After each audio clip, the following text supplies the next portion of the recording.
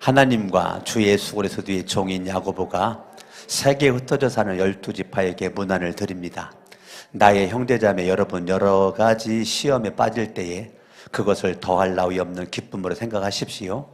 여러분은 믿음의 시련이 인내를 낳는다는 것을 알고 있습니다. 여러분은 인내력을 충분히 발휘하여 조금도 부족함이 없이 완전하고 성숙한 사람이 되십시오. 여러분 가운데 누구든지 지혜가 부족하거든 모든 사람에게 아낌없이 주시고 나무라지 않으시는 하나님께 구하십시오. 그래야만 받을 것입니다. 조금도 의심하지 말고 믿고 구해야 합니다.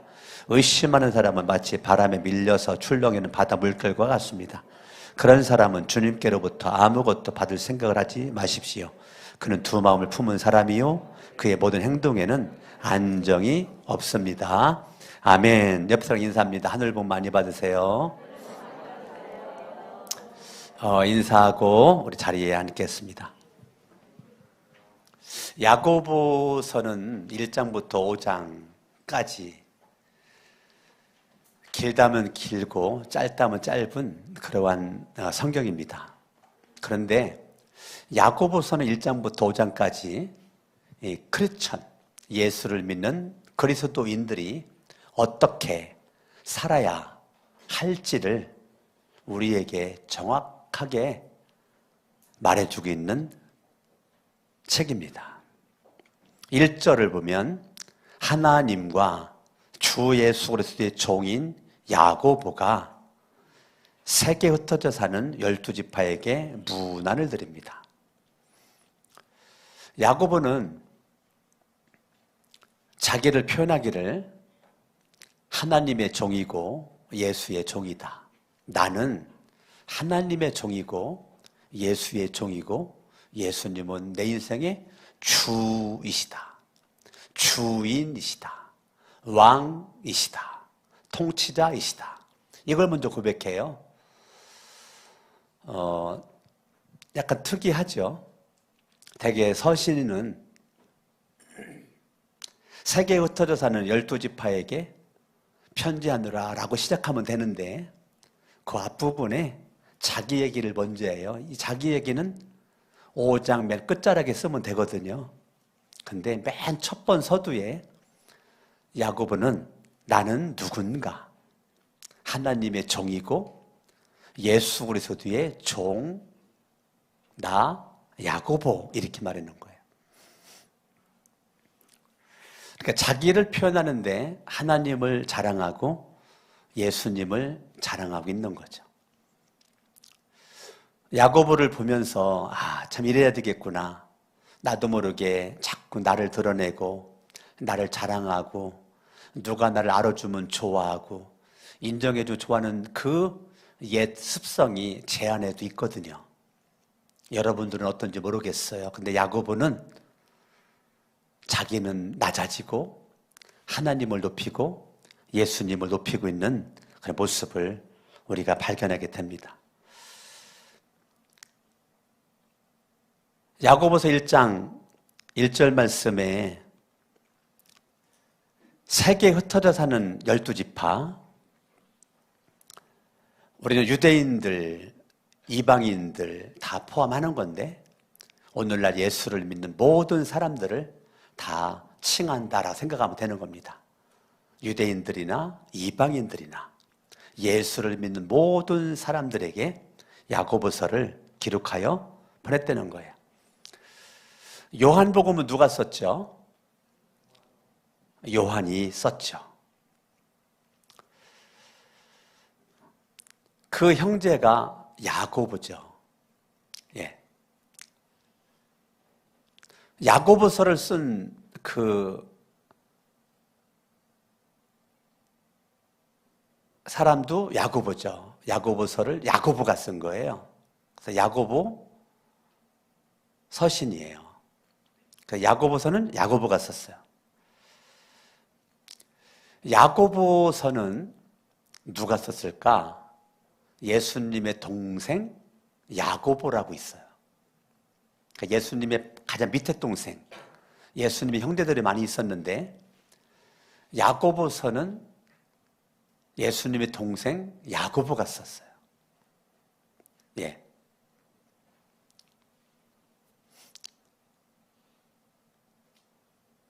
야고보서가 야고보를 통해서 저와 여러분 손에 들려지게 되었는데, 야고보라고 하는 사람은 자기 형이 하나님의 아들이라는 것을 안 믿었어요. 나는 하나님의 아들이라고 말할 때 야고보는 미친놈, 아니요, 내가 너를 아는데 너의 어머니 아버지가 내 엄마 아버지잖아. 아버지는 요셉이고 엄마는 마리아잖아. 내가 너를 잘 아는데 네가 무슨 하나님의 아들이야? 미친놈 이라고 예수님을 멀리하고 예수님을 거부하고 인정하지 않았던 사람이 예수님의 친동생 야고보예요. 그랬었던 야고보가 십자가 못 박혀 죽었다가 3일 만에 부활해서 형제 야고보, 베드로, 12제자, 500의 형제 여인들에게 나타났을 때, 그때 야고보가 예수 그리스도는 내 형으로만 있는 것이 아니라 하나님의 아들이었다, 하나님이었다라고 믿게 된 거예요. 그러니까 야고보는 예수님을 늦게 믿은 거죠. 부활하신 이후에 예수님을 믿게 된 겁니다. 그리고 그는 오늘날 목사처럼 절대 헌신으로 살았죠. 절대 헌신으로 살다 보니까 예루살렘 교회 수장이 되었죠. 예루살렘 교회 선교적인 문제로 많은 갈등이 있었어요. 교회가 막 어수선했어요. 막 사람들이 막 나누어졌어요. 예루살렘 교회. 그 문제를 바울도 해결을 못했어요. 베드로도 해결을 못했어요. 바울도 베드로도 해결을 못할 때 중심에 누가 있었느냐면 야고보 사도가 있었어요. 야고보, 지금 제 얘기는 사도행전에 나와 있는 내용을 얘기하는 겁니다. 사도행전에 보면 야고보가 우뚝 서 있어서 예루살렘 교회 그 많은 얽히고 설킨 문제들을 야고보를 중심으로 딱 해결합니다. 야고보가 중심에 딱 서서 하나님의 마음을 알아서 하나님의 뜻을 알아서 뒤로 물러나지도 않고 앞으로 전진하며 아주 올곧은 모습으로 우뚝 기둥 하나가 서 있었는데 그게 야고보였어요. 야고보가 예루살렘 모든 문제를 평정시켜버립니다. 오늘날 우리 교회도 이러한 야고보와 같은 사람이 있으면 얼마나 좋겠어요. 여러분, 각 사람이 사람 있는 곳에는 문제도 많아요.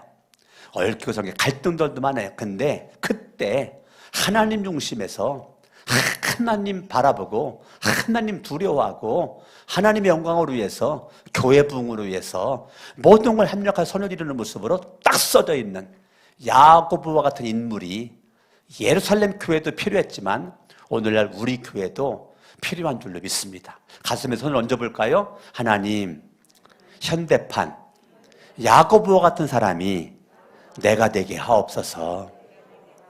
옆 사람 인사합니다. 당신이 꼭 되기를 바랍니다. 야고보는 말을 돌려서 말할 줄 몰라요. 성격상 직선적이에요. 타협하지 않아요. 기면 기고 아니면 아닌 거예요. 그렇기 때문에 야고보서를 가만히 읽어보면 문장이 짧아요. 여러분이 야고보서 한번 읽어보세요.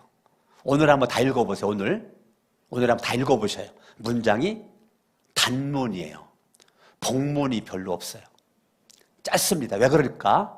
야고보의 성격상 직선적입니다. 신약 성경을 마태복음부터 요한계시록까지 27권이라고 그러죠. 27권 중에서 명령형이 가장 많이 쓰여져 있는 것이 야고보서예요. 야고보서가 신약 전체 중에서 명령형이 가장 많이 쓰여져 있습니다. 이러한 그 야고보 사도를 통해서 기록되어진 이 야고보서 말씀이 저와 여러분들에게 축복된 말씀 될 수 있기를 바라는데, 오늘 1절부터 8절까지의 내용은 시험과 지혜에 관한 얘기입니다. 핵심 단어입니다. 핵심 단어 두 가지, 시험과 지혜입니다. 1절부터 8절까지의 오늘 내용의 2절을 같이 볼까요? 나의 형제자매 여러분, 여러 가지 시험, 시험은 시험인데 여러 가지 시험에 빠질 때에 그것을 더할 나위 없는 기쁨으로 생각하십시오. 시험이 닥쳐왔을 때 대부분의 보통 사람들은 낙심합니다. 낙심을 하면 낙심이 발전을 합니다. 원망으로 발전을 합니다. 그래서 낙심을 하면 안 되는 거예요. 왜냐하면 눈덩이 불어나듯이 낙심을 하면 발전해 나가는데 원망함으로 발전하게 됩니다. 그런데 야고보는 우리에게 뭐라고 말했느냐면 여러 가지 시험을 당하거든 더할 나위 없는 기쁨으로 여겨라. 온전히 기쁨으로 여겨라. 우리가 살다 보면 여러 가지의 문제를 만나게 되죠. 경제적인 문제, 부부간의 갈등, 자녀들의 문제, 직장에서의 문제, 사업상에서의 문제, 그런 많은 문제가 저와 여러분들로 하여금 스트레스를 받게끔 만들어요. 자, 스트레스를 우리가 받게 되면 그 스트레스로 말미암아 만병의 원인이 되는 거예요. 우리는 피해야 될 것이 있는데 스트레스를 받으면 안 돼요. 나를 위해서, 내 영혼을 위해서. 왜냐하면 만병의 원인이기 때문에 그래요. 스트레스는 우리들의 몸에 병을 유발시켜요. 그래서 가능하면 스트레스를 안 받아야 되는데 우리의 환경은 스트레스를 받을 일들이 너무너무 많이 우리에게 주어지게 됩니다. 그런데 저와 여러분들이 시험이 왔을 때 어떻게 그걸 더할 나위 없는 기쁨으로 여길 수가 있겠는가? 끝이 좋기 때문에 그렇습니다. 지금보다 나중이 좋기 때문에 그럴 수가 있는 것입니다. 과정은 좀 힘들지만 결과가 좋기 때문에, 끝이 좋기 때문에 우리 그런 거죠. 제 아내가 결혼해서 예은이를 가졌을 때 예은이 가진 거 좋았지만 막 입덧하니까 음식도 먹지를 못하고 여러 가지 무슨 음식이 또 먹고 싶다 그래가지고 저랑 같이 식당을 갔는데 음식을 시켜놓고 한 숟갈 떠먹자마자 못 먹겠다는 거예요. 그때는 그걸 싸울 줄도 멍청해서 몰라가지고 제가 두 그릇 먹고 나오느라고 혼났습니다. 왜 그때는 싸달라고 했는지를 몰랐는지 모르겠어요. 그거 아까워가지고 돈을 다 냈으니까 두 그릇 그거 아주 배 터지는 줄 알았어요. 그 아이를 가진 기쁨이 있는데 자 음식도 먹지 못하고 여러 가지 어려움이 있었는데요. 아이를 낳고 나니까 10개월 참고 아이를 낳으니까 너무너무 나 하나 참으니까 온 가족이 기뻐하고 친인척들이 기뻐하고 알고 있는 사람들이 축하를 해주고 우리 쌍둥이 가졌을 때는 얼마나 배가 많이 나왔는지 서 있으면 발이 안 보였어요. 발이. 예. 아이들이 키로수가 많이 나갔는데 애기하면 낳더니 그때 7kg인가 8kg가 빠졌어요. 한 번에. 예. 예? 11kg? 11kg래네. 예, 잘못 알았네요. 애기 낳고 났더니 11kg가 빠졌대요. 11kg가. 그래가지고 하도 애기가 무거워가지고 양손으로요 이 배를 받치고 다녔어요. 배를 받치고 안에 짐은 내가 들고 우리 아내는 양손으로 배를 받치고 이렇게 다녔어요. 그 10개월의 고통을 견디고 났더니 아기가 태어났죠. 내 모교회 공주침례교회 목사님 사모님이 쌍둥이 낳았다 소리를 듣고 아기 분유를 박스로 사왔어요. 쌍둥이라 많이 먹을 거라고 박스로 분유, 지금도 그 사오고 있는 모습이 눈에 선해요. 그런데 10개월 참았더니 많은 사람들이 기쁨이 되는 거죠. 인생의 고난도 마찬가지입니다. 여러분이 시험이 왔을 때 시험을 견디고 시험을 참으면 여러분들 고난과 시험을 통해서 많은 것을 알게 되고 깨닫게 되고 발견하게 되고, 교만했던 사람이 겸손하게 되고, 사랑을 몰랐던 사람이 사랑심을 발견하게 되고, 용서를 몰랐던 사람이 용서심을 발견하게 되고, 이해력이 없었던 사람이 고난을 통해서 이해력이 발전하게 되는 것을 우리는 발견하게 되는 것입니다. 하나님은요, 저와 여러분들에게 시험을 허락을 하십니다. 고난을 허락하십니다. 그러나 하나님은 여러분들을 시험하지는 않습니다. 대부분의 시험은 내가 만들어내는 시험입니다. 하나님이 시험하지 않아도 우리의 삶의 자리에는 시험거리가 너무너무 많이 널려져 있기 때문에 굳이 하나님이 저와 여러분들을 시험하지 않아도 시험거리가 많이 있습니다. 그렇기 때문에 하나님은 시험하지 않는데 물어볼까요? 왜 하나님은 시험하지 않을까요? 시험은 허락은 하지만, 고난은 허락은 하지만 왜 하나님은 시험하지 않을까요? 하나님이 사랑이시기 때문에 그렇습니다. 하나님이 사랑이시기 때문에 우리에게 하나님은 시험하지 않습니다. 저와 여러분들이 여러 가지 시험을 하나님이 허락은 하지만 하나님은 과거나 지금이나 앞으로도 우리를 시험하지 않습니다. 우리가 시험을 당할 때, 경제적인 시험, 대부분들이요, 자기 욕심에서 경제적인 시험을 만들어내는 겁니다. 신앙적인 시험, 대부분들이요, 자기가 사랑하지 않아서, 사랑을 못해서 스스로 만들어낸 시험들이 많이 있습니다. 설사 내가 시험을 만들어내지 않았다 할지라도 하나님은 여러분들을 시험하지 않습니다. 하나님은 살아계신 분이시고 저와 여러분들에게 시험을 주지 않기 때문에 하나님에 대한 오해는 여러분 가운데 없을 수 있기를 예수님의 이름으로 축원합니다. 하나님은 왜 시험을, 고난을 허락할까? 나를 훈련시키기 위해서입니다. 나를 훈련시키고 연단시키기 위해서 허락하시는 것이죠. 저와 여러분들 통해서, 고난을 통해서 그리스도와 같은 인격을 만들어가기 위해서 하나님께서 허락하는 거죠. 하나님의 마음대로, 하나님이 쓰고자 하는 자리에 마음대로 날 집어넣고 쓰기를 원해서 하나님은 고난을 허락하는 거죠. 그렇기 때문에 저와 여러분들은 고난이 있을 때 나의 변화에 집중을 해야 됩니다. 대부분의 사람들은 고난에 집중을 합니다. 그러나 우리는 고난이 왔을 때 하나님께서 고난을 왜 허락했을까? 왜 시험을 왜 허락했을까?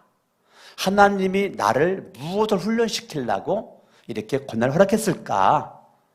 여러분들이 하나님 바라봐야 됩니다. 대부분들은 고난과 환경 바라보고 사람 바라보고 낙심하고 좌절하고 원망하지만 우리는 그러지 말고 하나님 바라봐야 됩니다. 아멘. 아멘. 인격 변화가 가져다 올 수 있는 절호의 찬스는 시험입니다. 고난이에요. 내가 주님이 쓰기에 합당한 그릇으로 만들어지는 아주 놀랄만한 일이 있는데 그게 하나님이 허락하는 고난이고 시험입니다. 시험 당할 때 하나님은 눈 감고 있지 않아요. 시험 당할 때 하나님은 두 눈을 뜨고 돌보아 주시는 겁니다. 여러분들이 시험 당할 때 내버려 두지 않아요. 하나님이 그렇게 냉정하신 분이 아니세요. 사랑의 분이시기 때문에 시험 당하는 그 자리에 주님이 임마누엘 함께 하시는 것입니다. 할렐루야. 하나님은 무작정 무한대 시험을 허락하지 않아요. 내 아들이 군대 갔다가 작년 8월 달에 제대를 했어요. 군대 가기 전 기도 많이 했죠. 근데 군대에서 훈련이 영원하지 않아요. 군대 제대하기 전까지 훈련이 있었고요. 그 훈련이 제대하니까 지금은 없어졌어요. 여러분에게 닥쳐오는 고난과 시험이 영원하지 않아요. 칠흑 같은 어두운 밤이 영원하지 않아요. 조금만 참고 견디면 동쪽에서 밝은 태양이 떠올라 칠흑 같은 어두운 밤을 밝게 만들어요. 여러분들에게 닥치는 고난과 시험이 영원할 수가 없어요. 내 인생 삶의 자리에 일부분이에요. 한 토막이라고요. 그 한 토막 고난을 하나님이 허락한 거예요. 나를 미워서가 아니라 나를 사랑해서. 성경 한 군데만 볼까요? 고린도전서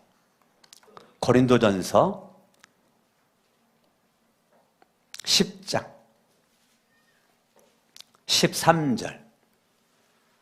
여러분은 사람이 흔히 겪는 시련밖에 다른 시련을 당한 적이 없습니다. 하나님은 신실하십니다. 여러분이 감당할 수 있는 능력 이상으로 시련을 겪는 것을 하나님은 뭐라고요? 허락하지 않으십니다. 하나님께서는 시련과 함께 그것을 벗어날 모두 길도 뭐예요? 마련해 주신다는 거예요. 여러분이 시험을 당할 때 견딜 수 있도록 해주신다는 거예요. 하나님 좋은 분이에요? 나쁜 분이에요? 좋은 분이죠. 여러분들이 영상 하나 좀 봤으면 좋겠어요. 이 영상은 어저께 토요 온 가족 레바논 목장 강성민 목자 목원들이 찬양하는 모습인데 강성민 목자의 간증을 여러분들이 들은 분도 계시겠고 안 들은 분도 있겠지만은 꼭 들어봤으면 좋겠어요. 단톡에 올라가 있으니까 꼭 들을 수 있길 바라고 찬양 곡 선정도 2개인데 은혜가 됐고요. 토요 온 가족 레바논 목장 예배 하나님 앞에 올려드리기 위해서 목원 중에 한 명은 저 파주에서부터 왔고요. 반주하는 자매는 경기도 하남에서 사는데 하남에서부터 와가지고 반주를 하는 거예요. 어떻게 그렇게 빠짐없이 다 참석해서 했을까? 목자 목녀 집에서 토요일날 저녁에 다 모여래가지고 잠자고 같이 나와가지고 찬양하는 거예요. 같이 한번 보겠습니다. 저희 6명이 레바논 목장입니다. 저희가 오늘 찬양드릴 곡은 나의 등 뒤에서와 주와 같이 변하는 것입니다. 찬양 제목처럼 저희 등 뒤에서 볼륨을 좀 키워주세요. 저희가 가는 길, 주와 같이 가는 길, 저희가 주님을 의지하면서 나아가길 원하고 우리가 힘들고 지칠 때 우리 등 뒤에서 밀어주실 것을 믿고 믿는 마음으로 찬양하길 원합니다.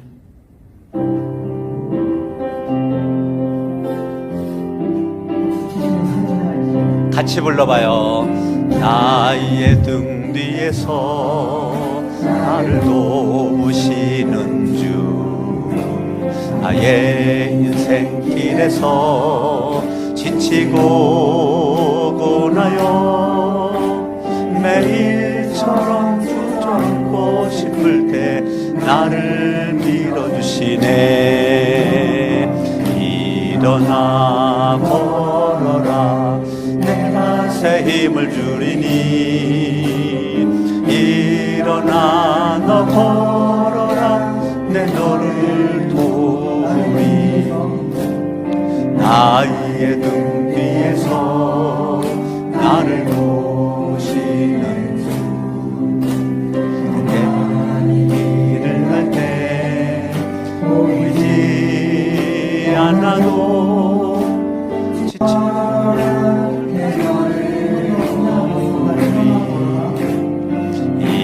일어나 걸어라 내가 새 힘을 주리니.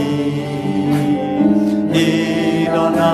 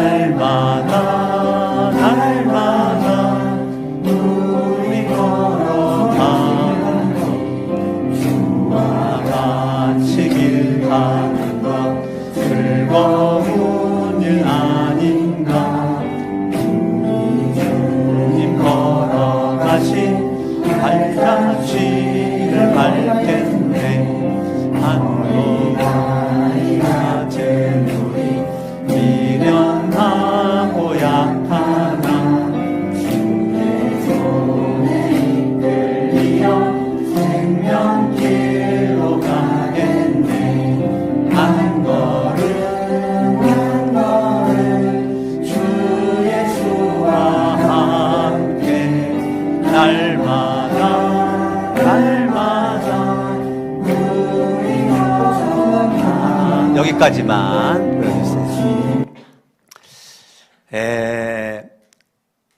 제가 참 은혜를 많이 받았습니다. 이 간증 설교에 일단 목자로서 작년까지는 목부로 있다가 올해 들어와서 목자로 헌신을 하고 이렇게 목원들을 얼마나 잘 리더십 있게 이끄는지 끝마치고 나서도 목원들 다 그 양평해장국 데리고 가서 맛있는 거 밥 사주고 그렇게 했다는 말을 제가 들었어요.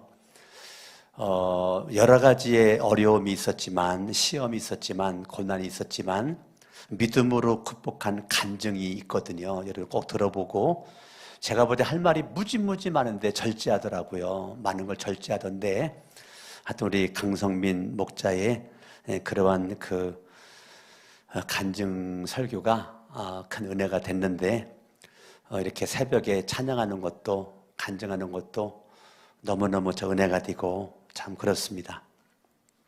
우리가 받는 시험, 여러분들이 훈련을 위한 시험이라는 것을 기억하셔야 돼요. 나를 훈련시키기 위한 시험이다. 욥기에서 말했던 것처럼 나를 금과 같은 존귀한 것을 만들기 위한 주님의 허락함이다. 실제로 목사님 기쁘지 않은데 어떻게 기뻐합니까? 대다수는 이렇게 저한테 말합니다. 실제로 기쁘지 않는데 어떻게 기뻐합니까? 기쁨을 감정으로만 이해할 때는 그러한 의문이 생기는 게 당연하죠. 감정은 저와 여러분들에게 절대적으로 의지의 명령에 순종하지를 않아요. 인생의 시험과 고난이 왔을 때 대다수는 감정으로 반응을 합니다. 그러나 감정은 절대적 의지의 명령에 순종할 수가 없어요. 여러분, 사람들에게 슬퍼하세요, 슬퍼하시라고요 한다고 슬퍼지지 않아요. 기뻐하세요, 기뻐해서 한다고 해가지고 기뻐되지 않는다고요. 그러면 슬픔 속에서도 기뻐할 수 있고 불평 속에서도 감사할 수 있는 거는 감정 가지고는 안 돼요. 의지의 결단이 있어야 돼요.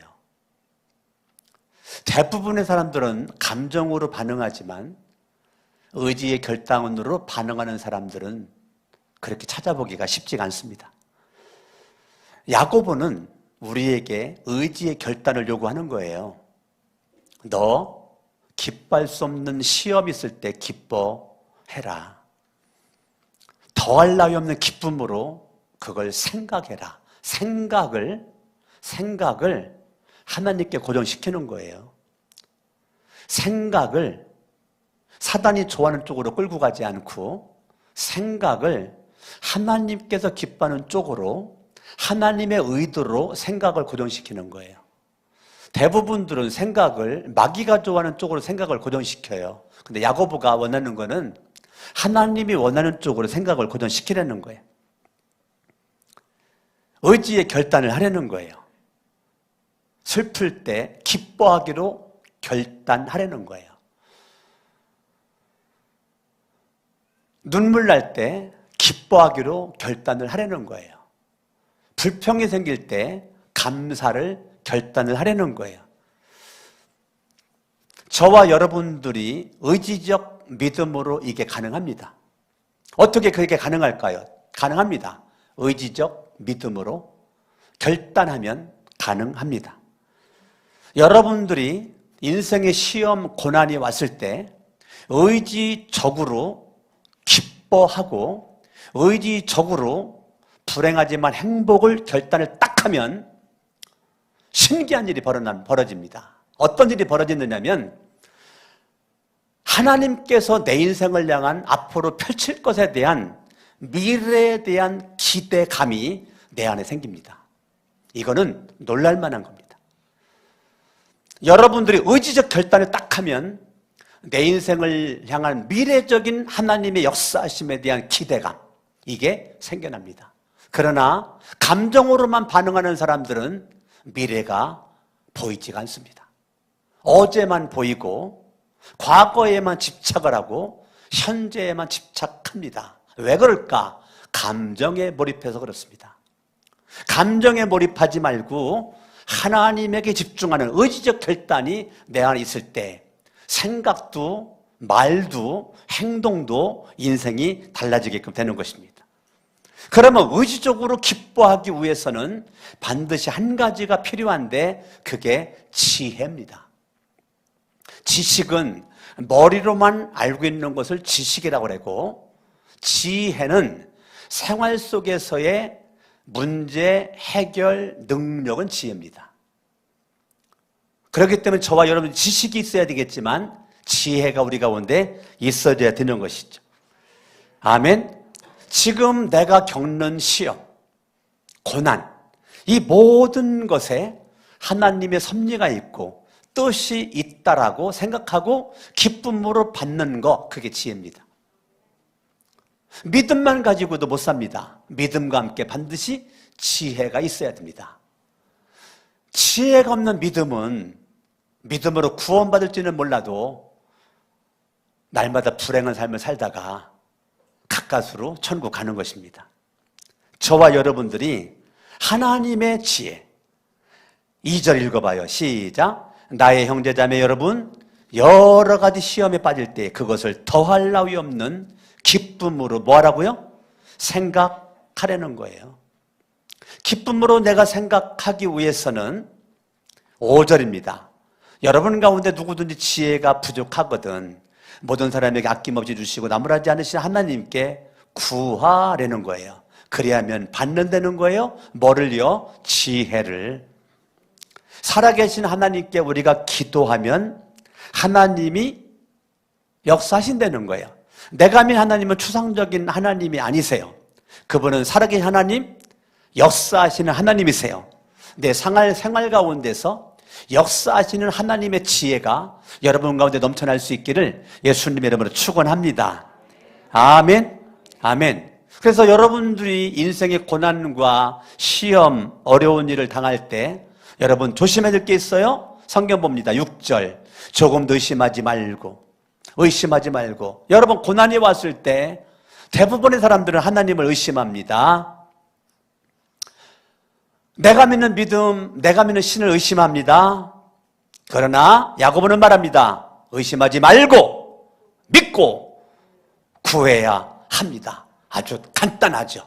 간단 명료하죠. 명령이죠. 조금도 의심하지 말고 믿고 구해야 합니다. 의심하는 사람은 마치 바람에 밀려서 출렁이는 바닷물결과 같습니다. 그런 사람은 주님께로부터 아무것도 받을 생각을 하지 마십시오. 그는 두 마음을 품은 사람이요 그의 모든 행동에는 안정이 없습니다 라고 말하는 거예요. 그러니까 지금 야고보가 지적하는 건 뭐냐면 시험이, 시련이, 고난이 대부분의 사람들은 두 마음을 품게끔 만든다 이거예요. 하나님 의심하고 신뢰하지 않고, 그러니까 두 마음을 품으면 하나님을 믿지 않기 때문에 순종하지 않는 거예요. 시험과 고난과 어려움, 역경이 있을 때 끝까지 순종은 누가 하느냐면 한 마음, 한 뜻, 한 생각, 한 행동을 하는 사람이 되는 것이죠. 아멘. 여러분들이 인생에 고난 당할 때, 인생에 시험 당할 때 무엇에 집중해야 할까요? 여러분 인생 어려움 당할 때 그 어려움을 어떻게 이길 수 있어요? 하나님의 음성에 귀를 기울여야 돼요. 하나님의 음성을 들을 수가 있어야 돼요. 하나님의 음성이 어떻게 올까요? 세 가지로 옵니다.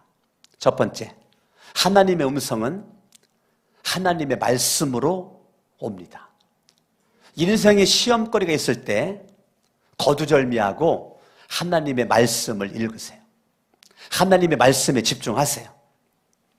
하나님의 뜻과 하나님의 지혜가 복잡하게 있을 거라고 생각하지 말고 너무너무 단순하고 명료하게 성경 말씀에 다 기록이 되어 있어요.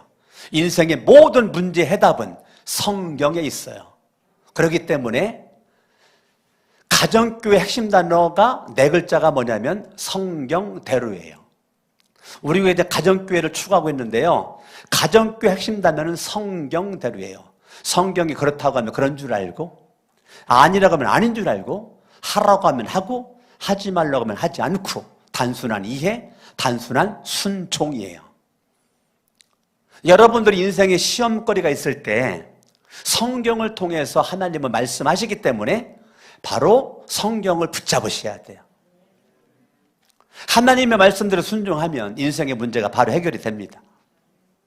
하나님이 해결할 수 있는 지혜를 주십니다. 가정의 문제든지 직장의 문제든지 교회의 문제든지. 여러분, 문제가 있을 때 사람들 자꾸 문제에 집중을 하고 문제만 얘기를 해요. 문제만 말을 해요. 아니요.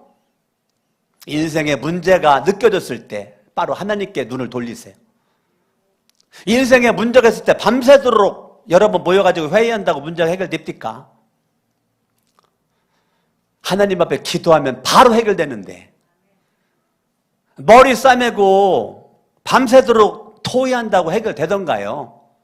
하나님 앞에 기도하면 바로 해결되는데, 내가 머리 싸낸다고 잔머리 굴린다고 해결되던가요? 이해할 수 없는 환경, 시험, 이 모든 것을 하나님 앞에 기도했더니 하나님이 헤쳐나갈 수 있는 지혜를 주시던데요. 힘과 능력을 주시던데요. 할렐루야. 아멘. 하나님께 여러분들이 눈물로 기도하는 거죠. 하나님의 말씀을 통해서 주님은 계속적으로 말씀을 해주십니다. 하나님의 지혜는 어디에 있을까요? 성경에 있습니다. 두 번째, 하나님의 음성은 다른 사람의 입술을 통해서 말씀하십니다. 이 시간, 설교 시간에 강석원 목사 입술을 통해서 여러분들에게 말씀하십니다. 설교자의 말을 통해서도 말씀하기도 하시고, 목자의 말을 통해서도 말씀하기도 하시고, 목녀의 말을 통해서 말씀하기도 하시고, 목원들의 말을 통해서도 말씀하기도 하시고, 우리 가정 바라보니까 아내를 통해서도 말하기도 하시고, 아들을 통해서도 말하기도 하시고, 딸을 통해서도 말하기도 하시고, 이게 하나님이 사람을 통해서 말하는 게 들려질 수 있는 은혜가 있을 수 있기를 예수 이름으로 축원합니다.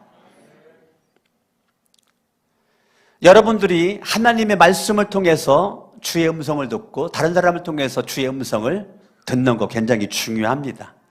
할렐루야. 여러분들이 하나님은 분명히 시험을 이길 수 있는 지혜를 주실 거라고 하는 기대감을 가지셔야 되는 거예요. 마지막 세 번째, 성령님이 직접 말씀하십니다. 내가 걸어갈 때, 운전하고 갈 때, 무슨 일을 할 때, 내가 산에 있을 때, 바닷가를 거니를 때 성령이 직접 음성을 들려줄 때가 있습니다. 그때는 순종은 즉각 하는 겁니다. 즉각 하는 겁니다. 즉각 하는 겁니다.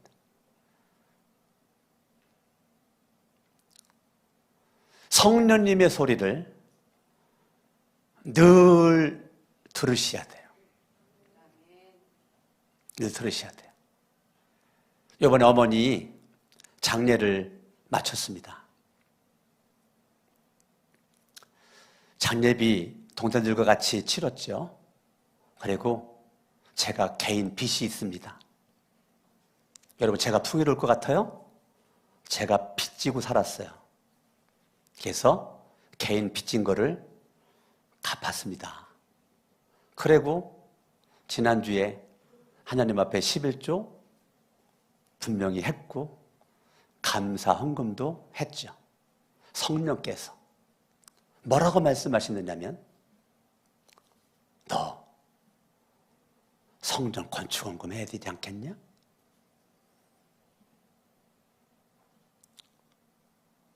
아멘. 그래서 오늘 성전 건축 헌금을 한 게 그냥 한 게 아니고 지난 한 주간 동안 성령께서. 너 그거 있으면 좋을지 몰라도 네가 가지고 있는 것보다 성전 건축원금 하는 게 더 내가 기뻐하고 내가 더 너를 아낄 수 있는 길이 있는데 어떨래? 바로 아멘. 아내한테 얘기했더니 아멘. 아내는 요만큼도 망설임이 없어요. 아멘. 그래서 한 거예요. 목사도 여러분들도 순간순간마다 성령이 주는 음성이 있어요. 성령 주는 음성. 그 성령 주는 그 음성에 귀를 기울이면 반드시 좋은 일이 있습니다. 반드시 거기에 주님의 계획하심이 있습니다. 생각도 성령님께 붙잡히시고, 아멘. 생각도 주님께 붙잡히시고, 전 직접 확인을 안 했지만 우리 여기 계셔요. 여기 계신 어떤 분에게 예배 마치고 막 쫓아오더니 교회가 성전 건축하느라고 빚이만 있는데 하나님께서 역사하시고 하나님 일하시면 저에게도 그거를 감당할 수 있는 힘을 주시겠죠? 제가 한번 그걸 감당해 보려고 기도하고 있고 기도할 겁니다. 이런 말을 했다는 거예요. 제가 그 말을 듣고 얼마나 마음에 감동이 됐는지를 몰라요. 그 마음이 중요하잖아요. 그 생각이 중요하잖아요. 그거는 강석원 목사 설교 말씀을 통해서 성령님께서 주시는 감동을 통해서 주신 마음의 감동이겠죠. 하나님이 까짓거 물질 주시면 나도 할 수 있지. 우리가 믿음으로 할 수 있는 거죠. 우리는 인생의 삶의 자리에서 하나님의 말씀을 통해서 다른 사람의 말을 통해서 설교를 통해서 목자, 목녀, 목원들을 통해서 가족들을 통해서 하나님의 소리가 들려지고 세 번째 성령을 통해서 하나님의 소리가 들려지기를 예수의 이름으로 축원합니다.